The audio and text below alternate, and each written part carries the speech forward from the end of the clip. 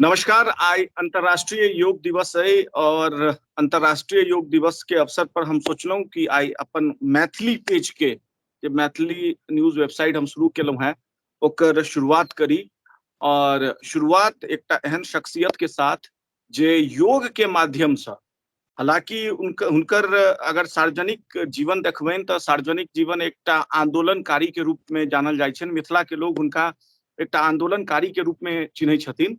लेकिन चूंकि हुनकर अपन जे एकटा व्यक्तिगत जकरा कहि सकै छियै अंग्रेजी भाषा में प्रोफेशनल जे छै प्रोफेशन जे छै वो योग में एकटा करियर स्थापित केलथि है और राष्ट्रीय अंतर्राष्ट्रीय मंच पर जाकर योग के प्रदर्शन केलथि है। हमरा संगे छथि हमरा कमलेश मिश्रा। कमलेश भाई बहुत बहुत स्वागत अछि और अहाँ के परिचय देबऽ के मोहताज तऽ नहि छी हम, लेकिन हम चाहबै कि ओ युवा पीढ़ी जे IAS IPS engineer doctor actor बहुत किछु बनऽ चाहै छै, आइ के डेट में बहुत कन्फ्यूजन के स्थिति सेहो छै, स्ट्रेस के जमाना छै, चाहे ओ भारत हो या मिथिला हो।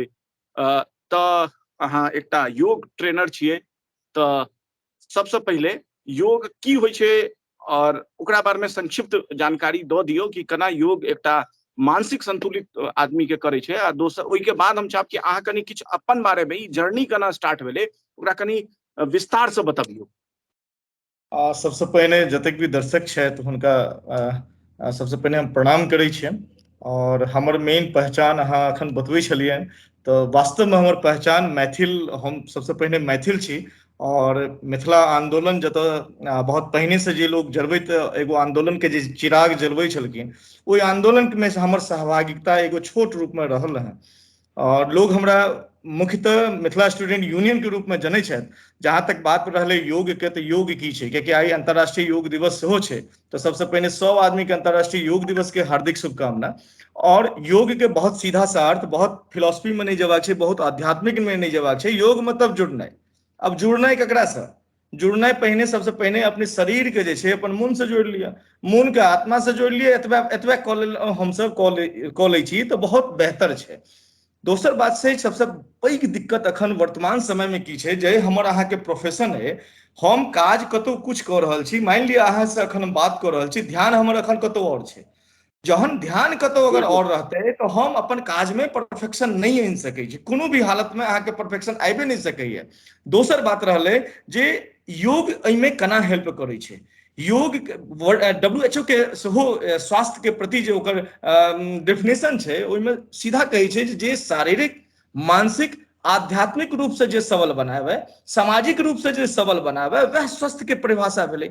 आब ई कहू जे योग तऽ शारीरिक रूप से सेहो अहाँ जे आसन करै छियै, जे पूरी दुनिया जकरा योग कहै छै, दरअसल ओ आसन छियै। दोसर प्राणायाम छै, तऽ शारीरिक रूप से सेहो अहाँ मजबूत छी। मानसिक रूप के लेल अहाँ ध्यान और प्राणायाम और ध्यान करै छियै, जेकि ध्यान अहाँके बहुत इफेक्टिव रहै छै।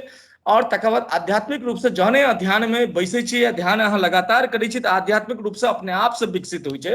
साथ ही साथ जहन अहाँ एक परिवार में, जहन अहाँ समाज में लोक संगे जाइ छी तऽ अहाँके व्यवहार दोसर से अलग रहै छै, एगो नीक व्यवहार रहै छै, तऽ सामाजिक रूप से अहाँ सेहो मजबूत होइ छै।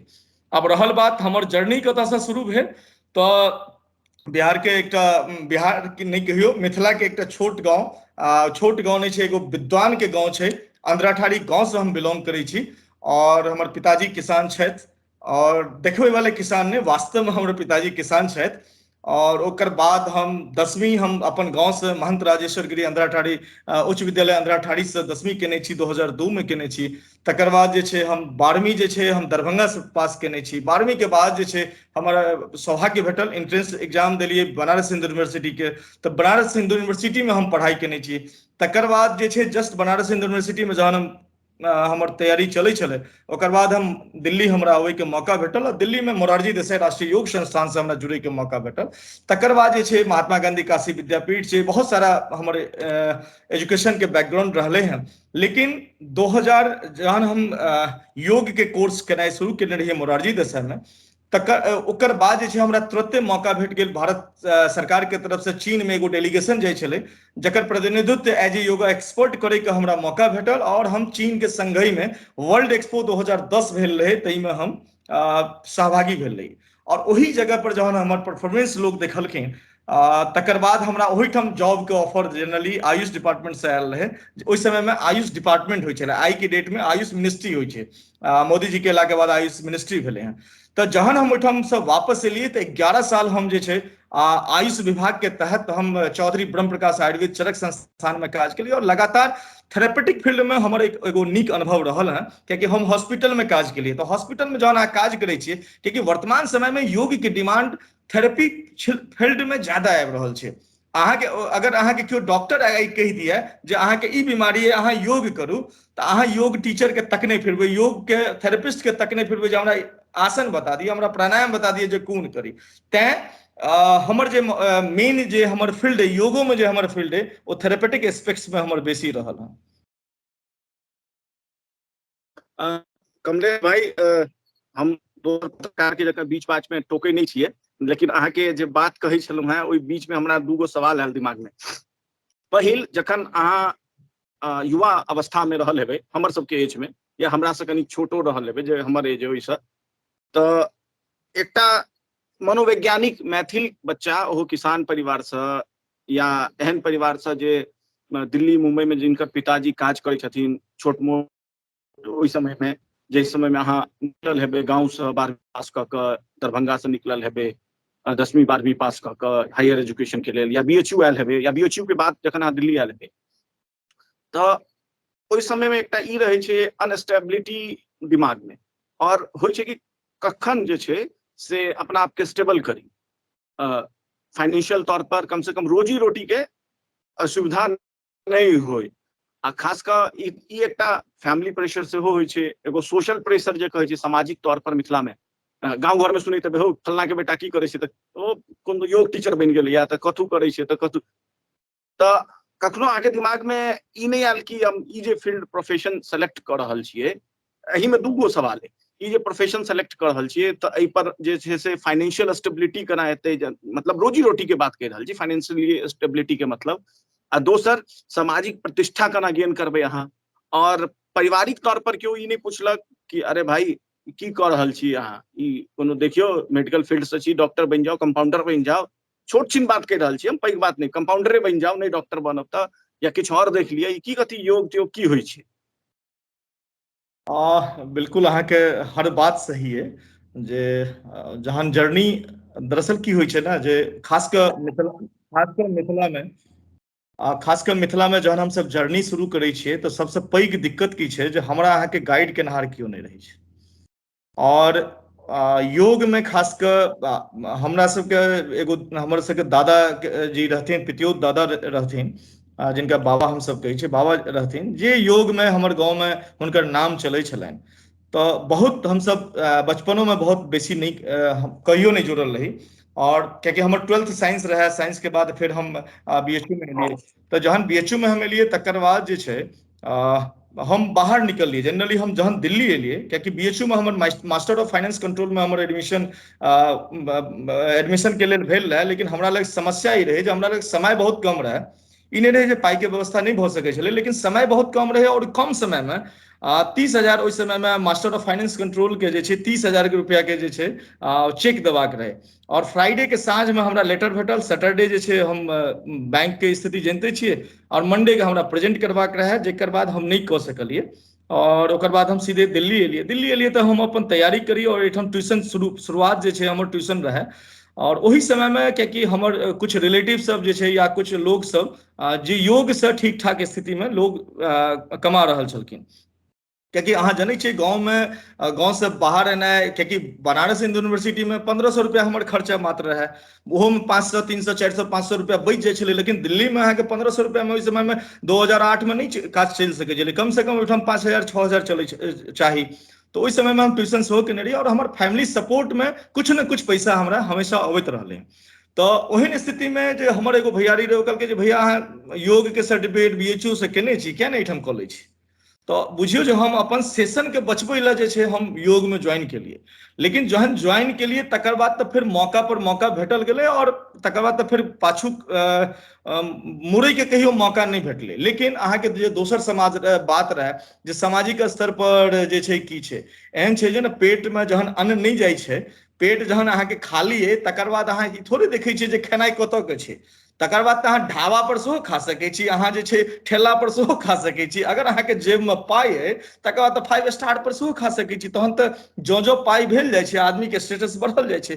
तऽ शुरुआती दौरमे हमरा लग एकेटा चीज रहै जे कोनो भी हालतमे आर्थिक रूपसँ हम मजबूत भऽ जाय, कियाकि बिहारके बच्चा या हम मिथिलाके बच्चा ई देखै छियै जे हाँ हाँ हमसब ई सोचै नहीं, छियै जे हम वह पूछे वाला छलहुँ कि ओहि समय में अहाँ या अहाँ के परिवार के तरफ से ई कहल गेल या अहाँ सोचने हेबै कि जखन अहाँ ई प्रोफेशन सेलेक्ट केने हेबै कि हम ई योगा के फील्ड में जा रहल छी, तऽ अहाँ के मतलब रिस्क बुझायल कि रिस्क छै, रिस्की छै, सेटल हेबै कि नहीं हेबै? कियाकि ओहि समय में आइ तऽ योगा के बारे में बहुत सोशल मीडिया डिजिटल युग आबि गेलैया, तऽ बहुत अवेयरनेस भऽ गेलैया। लेकिन अपन सबके जे एकटा जोग्राफिकल एरिया जे छै ओहि में एतेक अवेयरनेस नहीं रहे योगा के लऽ कऽ। बहुत लोग चिंतो हेथिन, बहुत लोग के पतो हेतनि, बहुत लोग करितो हेथिन, बहुत लोग के जानकारियों हेतनि, लेकिन एगो एज ए प्रोफेशनल एतेक लोग अपग्रेड नहीं रहल हेतै। फैमिली में देखियो जनरली फैमिली में हमर फैमिली में मैक्सिमम अहाँके इंजीनियर भेट जेता, टीचर भेट जेता। हम पहिलुक व्यक्ति छियै जे ओहि सब फील्ड से अलग जे छै दोसर रास्ता में पता नहीं कतऽ चलि गेलियै। तऽ हर व्यक्ति देखियो घर के लोग के ई रहै छै ने जे कहुना ठाढ़ भऽ जाय। कियाकि जहन हम 12th साइंस लेलियै, साइंस के बाद हम इकोनॉमिक्स लेलियै, आर्ट्स लेलियै, तकर बाद जे छै फिर हम योग के रास्ता अपनेलियै। तऽ डेफिनेटली परिवार के एगो चिंता रहै छै जे पता नहीं करतै की। लेकिन कहलहुँ ने जे जहन हम एलियै योग फील्ड में तऽ भेलै जे चलू साल भरि बिता लेतै, कहुना साल भरि कऽ लेतै। तऽ सब इएह सोचलकै जे साल भरि के बाद कुछ हम नीक कोर्स करबै, और हम खुदो सोचलियै जे साल भरि के बाद हम फिर से एक बेर अटेम्प्ट करबै और हम काज करबै। लेकिन तकर बाद कियाकि हमरा लग पाइ चाही,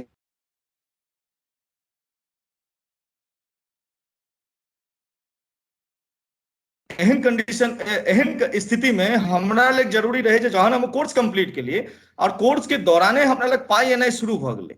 पाइ एनाइ शुरू भऽ गेलै तऽ दिल्ली में सबसँ पैघ दिक्कत ई होइ छै हमरा अहाँके, कियाकि अहाँ ई अखन हम ई कहि दिअ जे नहीं हमरा तऽ बड्ड ज्ञान रहै जे भाई हम योग में तऽ बड्ड अथी कऽ सकै, बिल्कुल नहीं। ओहि समय में सबसँ पैघ हमरा लग ई रहै जे आप बुझियौ जे जहन हमर खर्चा 6,000 रहै और हमर पहिलुक क्लास जहन हम लेने रहियै ओहि समय में पहिलुक क्लास हमर 10,000 के क्लास रहै। अब 1 घंटा केला के बाद 10,000 रुपया भेट रहल छै, तऽ हमरा लेल एहिसँ बेसी की हेतै जे व्यक्ति मतलब 6,000 करै लए कते ट्यूशन करऽ पड़ै छै अहाँ जानिते छियै। ओहन स्थिति में हमरा एकटा क्लास से 10,000 भेट रहल है, बाद में 2टा 3टा 4टा 5टा क्लास। और हमर सब दिन एहन रहल जे सुबह से लऽ कऽ रात के 10 बजे तक हम लगातार क्लास रहते रहली, बीच के कुछ पीरियड के छोड़ के। तऽ पाइ जहन आबऽ लगलै तकर बाद तऽ फिर धीरे धीरे सामाजिक स्तर पर जरूर लोग कहे जे पता नहीं योग में चलि गेलै, पता नहीं आब बाबा बनि जेतै, योगी बनि जेतै, तऽ ई हाँ, चलैत रहै छै। तऽ लेकिन ओहि सबसे घबराए के कोनो जरूरत एहि दुआरे नहीं रहे कियाकि देखियो समाज एक हद तक बहुत चीज सही छै, लेकिन आइ हम अगर भूखे छियै कि ओ समाज अहाँके खाय लए दै लए अबैया? दोसर बात, हम तऽ चोरी नहीं कऽ रहल छियै ना, हम तऽ मेहनत कऽ रहल छी, और मेहनत के बल पर अगर हम आगू बढ़ि रहल छी या अहाँ सबके बीच में हमेशा रहलहुँ हँ, तो की छलै? ओ हमर मेहनत छलै। मेहनत के अलावा हमरा लग और की उपाय छै? एकटा गरीब घर से बच्चा निकलि कऽ बाहर एतै, ओकरा लग मेहनत के सिवा तऽ कोनो उपाय नहीं छै ने यौ, कतौ भी उपाय नहीं छै। हम अहाँ अगर मेहनते नहीं करबै तऽ की हमरा अहाँके की छै? देखियौ ने गाम में दुइएटा भेटत, बेकार भेटत या बेगार भेटत। जकरा कोनो काज नहीं छै वएह टा गाम में अक्सर भेटता, या जे रोजगार में छथि अपन अपन रोजगार कऽ रहल छथि। तो ओहिसे कोनो कमलेश भाई, समस्या अहाँ चूंकि साइंस के जिक्र के लिए कि अहाँ 12वीं में साइंस के छात्र रहिए, और एकटा कहि सकै छियै कि अखन खासकर ओ लड़का के लेल जे स्पोर्ट्स में होय, करियर बनाबऽ चाहे या योगा में करियर बनाबऽ चाहे। योगा मतलब एकटा स्पोर्ट्स के कहि सकै छियै कि अगर केओ स्पोर्ट्स पर्सन छै तऽ ओकरा योगा स्टेबल करऽ के लेल या दोसरो फील्ड के लेल, लेकिन स्पोर्ट्स के लेल एकटा विशेष तरह पर प्रभावित करै छै। तो हम संक्षिप्त में चाहब कि साइंस योगा केना कनेक्ट होइ छै, और एज ए प्रोफेशनलिस्ट केओ अगर योगा ट्रेनर बनना चाहे या केओ स्पोर्ट्स में होय या ओनाहितो केओ आम आदमी, तो ओकरा लेल योगा कोन हद तक, या केओ बहुत जकर बिजी शेड्यूल छै, दिल्ली मुंबई एहन जे मेट्रो सिटी में जे रहि रहल छै, हुनकर बहुत बिजी शेड्यूल छनि, रात के 9 बजे 10 बजे घर अबै छै, टाइम नहीं भेट पाबै छनि, तो ओ केना योगा कऽ सकै छै? एहि के बारे में अहाँ संक्षिप्त में हमरा कनि एक्सप्लेन कऽ दिअ दर्शक के लेल। ओहि के बाद अहाँ से एक दूगो सवाल हम मिथिला आंदोलन से संबंधित सेहो पूछब। एहिमे दूटा चीज छै, अहाँके सवाल दूटा है। एकटा सवाल ये जे प्रोफेशनल रूप से हम केना आगू बढ़ी, हमर जे मिथिला के लोग छथि या हमर जे देश के लोग छथि ओ योग फील्ड में केना अपना सकै छथि। अगर 12th साइंस विथ बायो है तो दूटा ऑप्शन छै, एगो अहाँ या तो बीएससी योगा कऽ लिअ या BNYS छै, bachelor of naturopathy and yoga science छै, सेहो कऽ लिअ। या अगर अहाँ ग्रेजुएशन कऽ लेने छी तकर बाद अहाँके इंटरेस्ट जागल है जेना हमरा, तो अहाँ BA के बाद जे छै अहाँ PG डिप्लोमा इन योग कऽ सकै छी। मास्टर डिग्री PG डिप्लोमा के बाद अहाँ मास्टर डिग्री इन योग कऽ सकै छी। अपॉर्चुनिटी बहुत छै, हमसब बाहर में सेहो देश के बाहर गेलियै या अन्य जगह पर गेलियै, नीक अपॉर्चुनिटी छै। लेकिन देखियौ कोनो भी फील्ड में अहाँ ज्वाइन कऽ लियै और अहाँके इंटरेस्ट ओहि लेवल के नहीं है तो सब फील्ड बेकार छै। लेकिन अगर अहाँके इंटरेस्ट है, कियाकि हर जगह पर अहाँके फर्स्ट आबऽ पड़त, अहाँके 1 to 10 के रैंक में अहाँके रहऽ पड़त। अगर वो रहै छियै तऽ कोनो भी फील्ड में, खासकर योग में अथाह पाइ छै, पाइ के कमी नहीं छै। पाइ अगर कहबै जे एक व्यक्ति अहाँ कतौ क्लर्क के काज करै छै कते दैया, 10,000 12,000। योग में कम से कम अहाँ अगर अपने सीख लेने छी नीक से, अगर अहाँ प्रोफेशनली मजबूत छी, आराम से 40-50 हजार रुपया से लऽ कऽ 2 लाख 2.5 लाख 3 लाख जेहन स्थिति में रहै छै ओहन स्थिति में लोग कमाइ छै। आब अहाँके दोसर सवाल छलै जे लोग केना अथी करे, लोग अपन जीवन में केना अपनाबे। देखियौ सबसे पैघ दुर्भाग्य की छै जे इंटरनेशनल योगा डे आइ हमसब मना रहल छी, लेकिन हमसब एक दिन मना रहल छी। एक दिन के लेल हमसब बड़का कार्यक्रम कऽ रहल छी और साल के जे 365 दिन होइ छै, 365 दिन हम मनबै छै कि एक दिन केला से संभव छै कि नहीं छै। अहाँके 365 दिन, सबसे पैघ हमरा ई सोचबाक है जे 24 घंटा जे शरीर अहाँके 24 घंटा ठाढ़ रखे के क्षमता रखैया, ठाढ़ रखे के लेल अहाँके मदद करैया, ओहि शरीर के अहाँ की दऽ रहल छियै। अहाँ केवल खेनाइ खा रहल छियै, सब तरह के खेनाइ खा रहल छियै, मतलब की कहै छै आइ जते भी फास्ट फूड छै लेकर सब खेनाइ खा रहल छियै जे अहाँके डाइजेशन के बर्बाद करैया। लेकिन शरीर के की भेट रहल छै, शरीर के कुछ नहीं भेट रहल छै। शरीर के अहाँ अगर 1 घंटा अथी करबै और 1 घंटा अगर अहाँ शरीर के देबै तो यकीन मानू 24 घंटा होइ छै ने यौ, 24 घंटा में अहाँ 23 घंटा समाज के दऽ दियौ, परिवार के दऽ दियौ, अपन प्रोफेशन के दऽ दियौ, 1 घंटा अपना लऽ दऽ दियौ जे शरीर अहाँके वास्तव में अपन छी। ओहि शरीर के अगर 1 घंटा दऽ देबै तो कोनो दिक्कत नहीं छै। शुरुआत अहाँ बहुत आराम से कर सकै छी, सब अपन घर में अनुलोम विलोम करै छै, सब अपन घर में जे नहीं कुछ कऽ सकै सूर्य नमस्कार केनाइ शुरू कऽ दियौ, कुछ आसन कऽ लिअ, कुछ ठाढ़ भऽ कऽ कऽ लिअ, कुछ बैस कऽ कऽ लिअ, कुछ सुति कऽ कऽ लिअ, कुछ पीठ के बल, कुछ पेट के बल, कुछ प्राणायाम कऽ लिअ। औरो नहीं कुछ कऽ सकै छी तऽ जते भी आइ के डेट में स्ट्रेसफुल लाइफ छै, अहाँ 10 मिनट एकांत में तऽ बैसे सकै छी। 10 मिनट एकांत में बैस कऽ आंखि बंद कऽ लिअ, दुनू हाथ घुटना पर राखि कऽ आराम से सांस पर फोकस कऽ लिअ। ई लेकिन एक दिन नहीं हैत, ई लगातार करबै तऽ अहाँ देखबै जे अहाँके आध्यात्मिक लेवल पर अहाँ बहुत मजबूत भऽ रहल छी, मानसिक लेवल पर अहाँ बहुत मजबूत भऽ रहल छी। और सबटा तऽ खेल मन के छियै।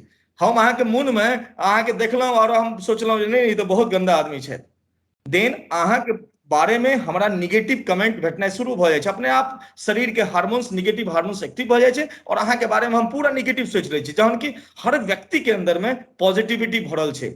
हमर कुछ निगेटिविटी छै, कुछ पॉजिटिविटी छै। अहाँ मानि लिअ हमर कुछ बात अहाँके खराब लगैया, एहि दुआरे खराब लगैया कियाकि अहाँके ओ निगेटिव लगैया, लेकिन ओ हमरा लेल बहुत नीक लगैया कियाकि हमरा ओ पॉजिटिव लगैया। तऽ ई दुनिया में कोनो खराब नहीं छै, कोनो नीक नहीं छै, सब नीक छै। ई हम कंसेप्ट लऽ कऽ चली। आ दोसर, 1 घंटा बहुत आराम से घर में बैस कऽ धीरे धीरे जते कऽ सकै छी ओतबे करू। नहीं कुछ भेटै छै, आइ काल्हि यूट्यूब पर बहुत सारा चीज छै।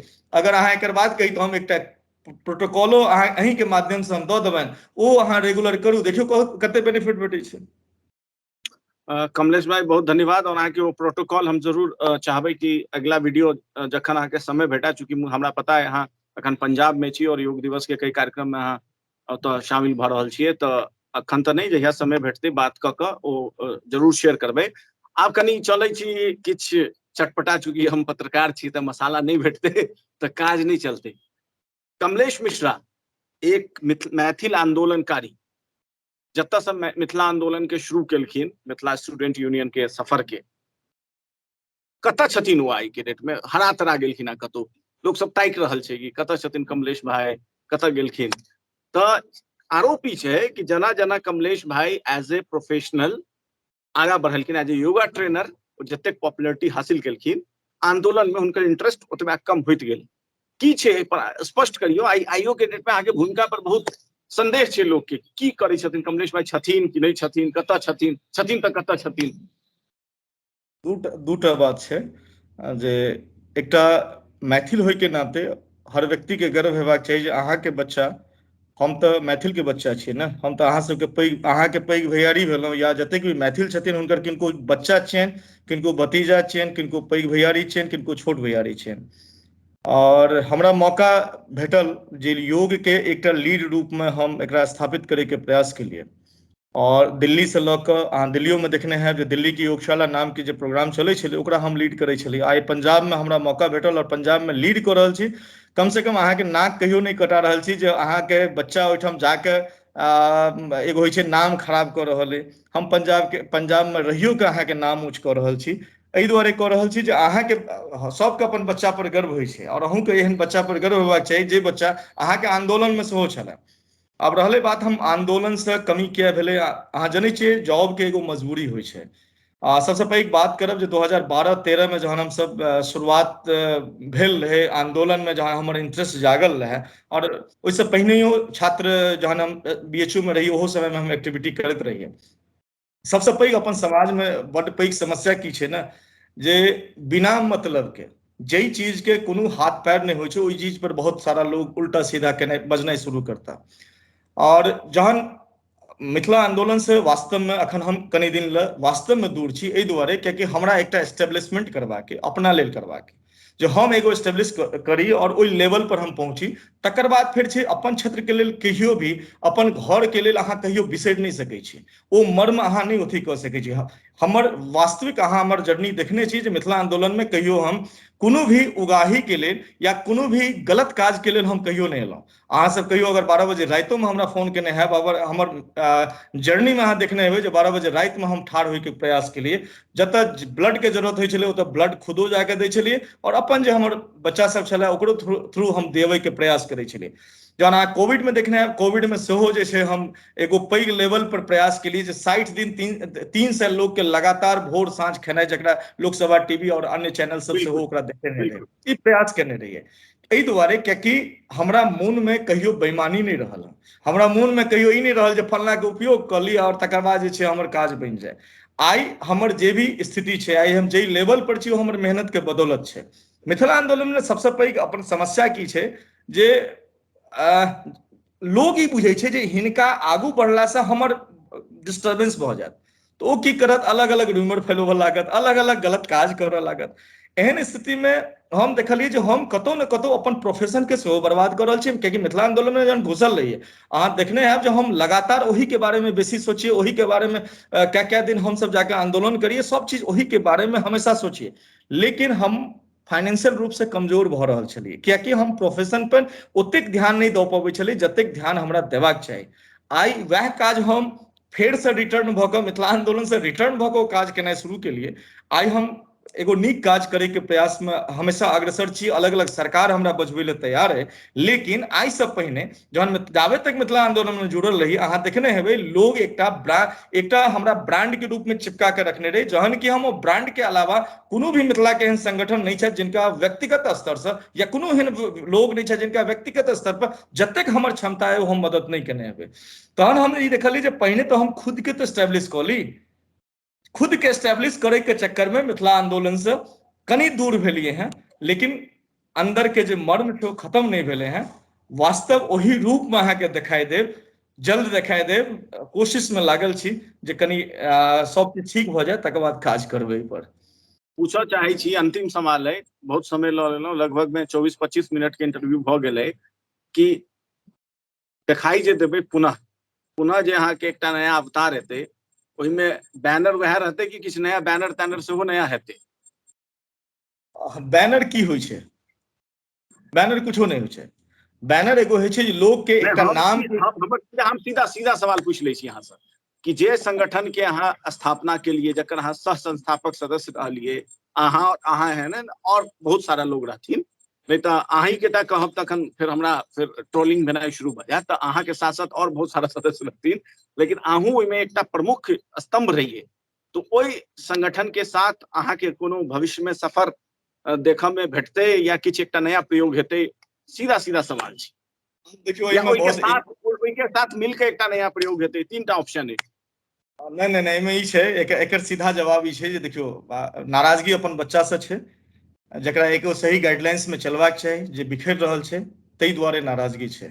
और ओ जे दिन एकटा सही गाइडलाइंस में आगू बढ़नाइ शुरू भऽ जेतै तऽ पुनः ओहि संगठन के साथ अहाँके हम दिखाई देब। लेकिन अगर ओहि डायरेक्शन में अगर नहीं जेतै तो हम अहाँके कोनो भी संगठन में दिखाई नहीं देब। इंडिविजुअल स्तर पर हम मजबूत रूप से ओहिसँ बेहतर काज कऽ के अहाँके देखा सकै छी, बेहतर काज करबै। कमलेश भाई, एकटा अहाँ ये बात कहलिए तो हमरो एकटा ई एक मैथिल होबा के नाते हम पूछ रहल छी, पत्रकार होबा के नाते, चूंकि पर्सनल नहीं होबा के चाही प्रोफेशनल इंटरव्यू में, लेकिन हम भ गेलहुं हैं। तो आइ काल्हि जे छै से देखलिए मिथिला स्टूडेंट यूनियन और जे अन्य, हालांकि मिथिला स्टूडेंट यूनियन के नाम हम एहि लेल लऽ रहल छी कियाकि एकर पॉपुलैरिटी एकटा बहुत हद पर, ऊंचाई पर, एकटा बहुत ऊंचाई तक गेलै।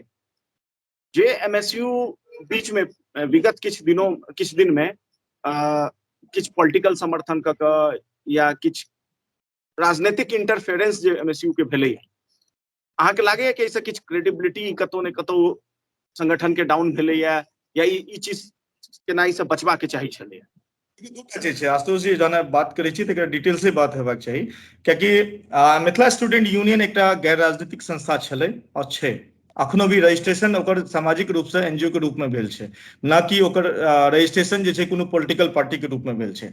जहन मिथिला स्टूडेंट यूनियन एगो अलग विंग के स्थापना के बात सोचलकै, ओहि समय में हमर क्लियर गतिरोध रहे जे भाई अगर राजनीति हमरा करवाके तो हम बीजेपी से क्या नहीं करी, हम कांग्रेस से क्या नहीं करी, हम आम आदमी से पार्टी से क्या नहीं करी, हम राजद से क्या नहीं करी, हम मिथिलेवादी पार्टी से क्या करी।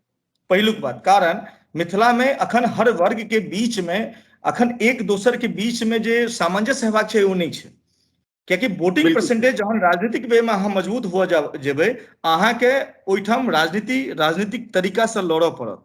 और अखन मिथिला स्टूडेंट यूनियन ओहि तैयार नहीं छलै जे राजनीतिक तरीका से लड़ल जाए। आइ अहाँ फेर अहाँ ओकर जवाब हमरा ई देब जे अखन तो कुछ अहाँके जिला परिषद जीतल छथि, जिला परिषद जितलै तऽ केना नहीं राजनीतिक तरीका, तऽ फेर हमर जवाब ई हैत जे आइ मुखिया इलेक्शन में की भेलै, आइ जे छै नगर निगम जे अखन चललै है ओहिमे की भेलै, एमएलसी में की भेलै, अहाँ जकरा समर्थन देलियै ओकर की भऽ गेलै, जकरा हम सब समर्थन देलियै, जकरा अहाँ अथी केलियै ओ अहाँके पार्टी में आइ नहीं छै। तो मतलब ई छै जे देखियो की छै, जहन मिथिला स्टूडेंट यूनियन बढ़लै ओहि समय में जे भी लोग जुड़ल छै ओहि समय के लोग के ओकर निष्ठा पर अहाँ कहियो शक नहीं कऽ सकै छी।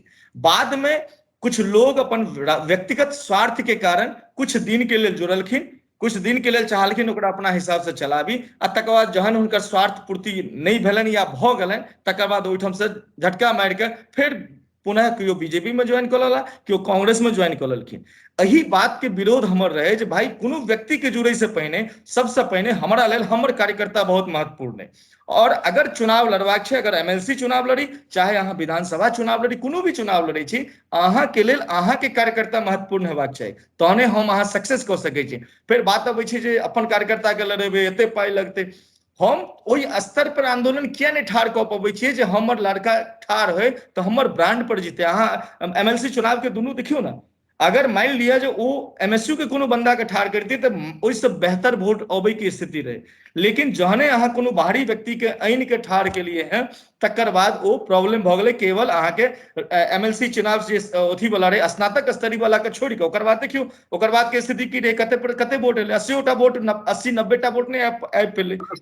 स्नातक वाला में एकटा मजबूत उम्मीदवार छलै और हुनकर अपन व्यक्तिगत मेहनत सेहो रहे तैं ओतेक वोट एलै, नहीं तो स्नातकों वाला के स्थिति जे छै से सार्वजनिक रूप से। तो कमलेश भाई, बहुत नीक लागल और बहुत बहुत शुक्रिया अहाँ के, बहुत बहुत धन्यवाद कि एतेक व्यस्त शेड्यूल में अहाँ टाइम निकाललहुँ, और फिर चाहबै कि हम अहाँ अहिना इंटरव्यू करैत रहिए और बात करैत रहिए। बहुत बहुत धन्यवाद। बहुत बहुत धन्यवाद सबके।